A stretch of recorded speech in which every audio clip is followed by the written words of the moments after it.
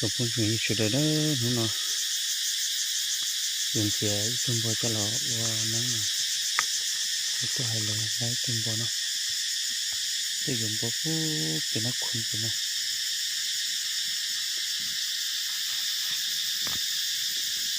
cái chả tôi nó làm nó cho cái chả tôi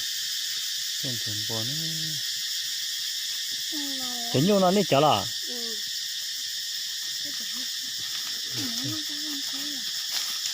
cú dùng tạt xe nhiều không có tạt xe nữa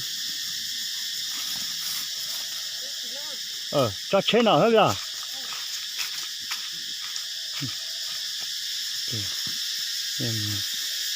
cái phun cá có mỏ ta là thôi lú nó nát cái chế rồi nó gì cho nó đi nó thở vào nó thở coi rồi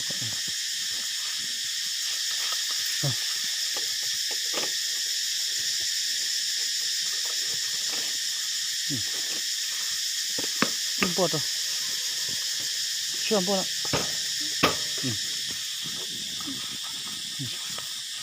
đấy bài xe cứ bán đó bài nó cho sự được đỡ mù sai xe từng bó lại cho nó dưới từng bó lẩu nắng khó chế nó chỉ ở từng bó nó dưới lại ít tôi rồi chúa ít tôi thia nó ở từng của nó nè chỉ cái toàn này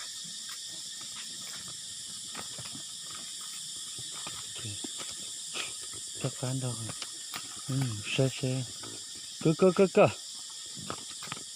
được lại cho nó trùng cái gì nữa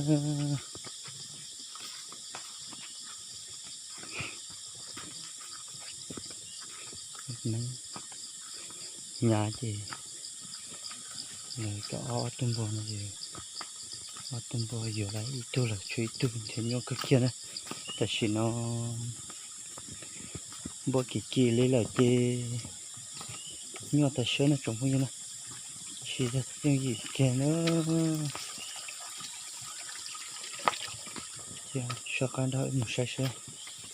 mà lại cho nó tôi phải nói mình cho con đó cũng sai mà lại cho nó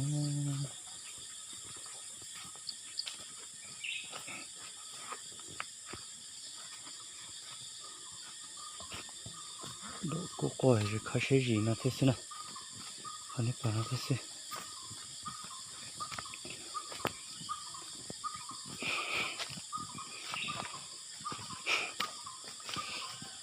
sana thì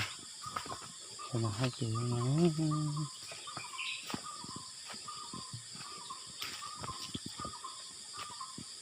cái chân rồi nè chân rồi em cho nó sẽ để từng bao lâu cho nó cái gì bỏ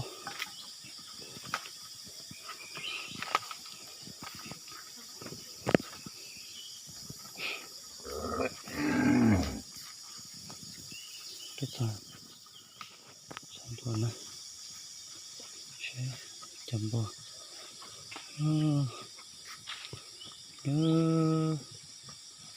trùng thì lấy bảo nó xin này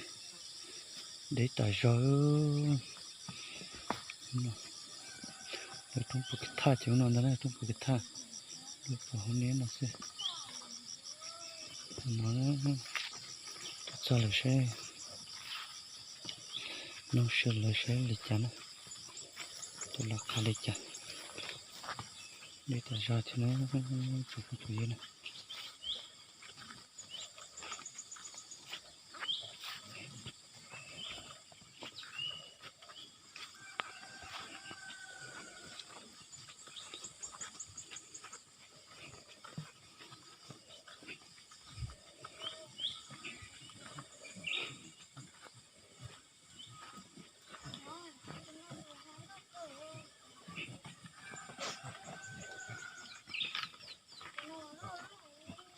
chúng ta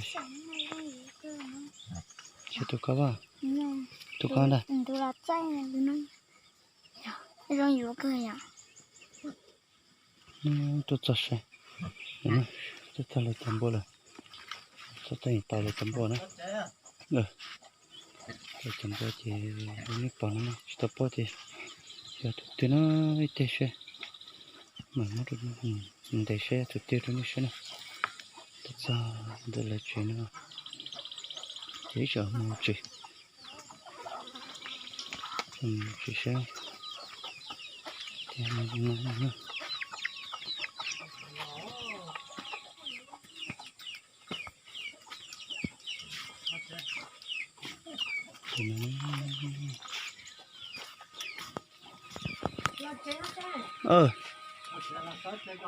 sáng năm bơi cái chính của nó thì tay người dưới lắm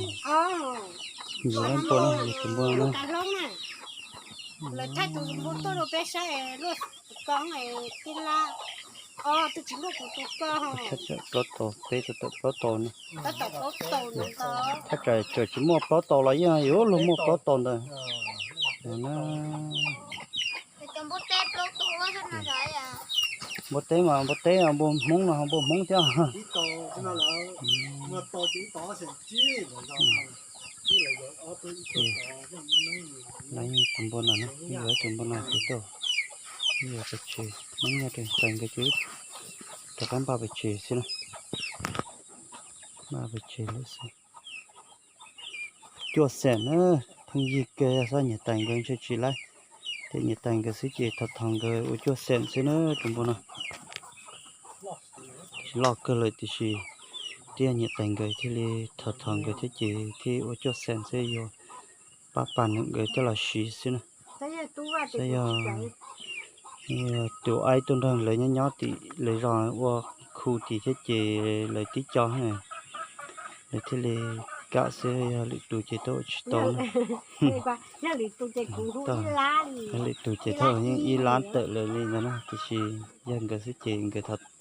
thọ thế chị qua cho sen xe anh tiểu nó cũng có tổ bút thế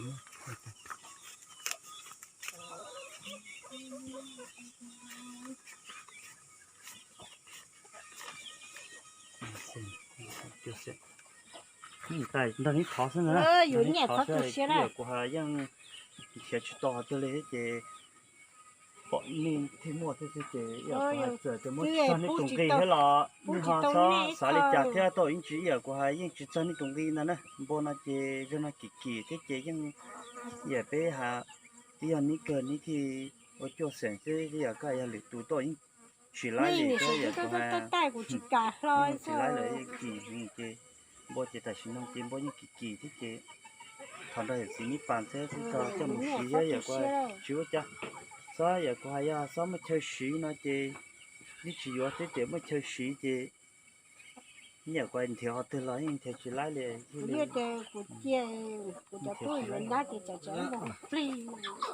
số mới cho số kia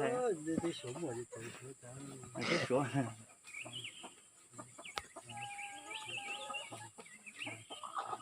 sao ta xuyên liền tại vì lúc xí nó tụi bòถ้าchạy bé tụi tụi yêu tụi không cả sao thì tiền cho nên này chỉ tụi yêu ấy nó nhá ấy nhó bà nhó hay gì sao thì tiền thì chờ cú không mà chờ cú cái này làm ưa lên làm ngon lên to cú thì tiền hình thì lâu xí nó chờ cú không nó ưa lên to chỉ chờ cái cú này khá là chân nó thì giờ khả năng chơi giờ khả năng suy khó đấy chơi thế nó khó đấy chơi bút số nó mà thì trả số nữa khăn số khỏi với tay cho trên đấy cái này để đèn xe thì tiền nó đèn xe xì xin nó đây này để cần giờ hồ hết trên chỉ bỏ ở chỉ để cho bỏ vào đây chìm lại nó xin nè đèn xe xì xin nè ở bên trên nó lên bộ lại trên nó nói chị giờ lấy tung bộ nữa chiều giờ là bên trên nó chúng sẽ đến nó là thân để chết chả chỉ ta tầm á tung bộ chơi đồ sụt chết chỉ tu làm chụp phơi chiều giờ một chiều một sa chế mà chỉ mà cái dùng tụi này sẽ nó chỉ phải sắp tới nó chụp nữa thì chỉ tiếp với thợ đời nó xưa nó kia nó mà phải chỉ tiếp đi nữa cho nó chỉ phải chỉ tiếp nó chúng tôi chỉ sửa được cho chúng họ chỉ bao lâu đi nó sẽ chỉ sửa nó chỉ phải chỉ tiếp nữa cái chỉ tụt ta đi họ mới bỏ nó để được bên nó họ hành ra cho nó thế ta chỉ ở trong họ hành ra chơi để họ nó lại gì những thứ này phải sự bật ta lên nó để nó chụp mình sự đấy nè nó chỉ chắc sẽ chả tôi sẽ chỉ gói lần rồi chỉ cho nó chỉ là phải chỉ dần thì cái nào tôi hồ thì phải nó phải chỉ nó sẽ với một sẽ chả một sẽ chỉ lấy chả mà tôi phải dùng cái này sai rồi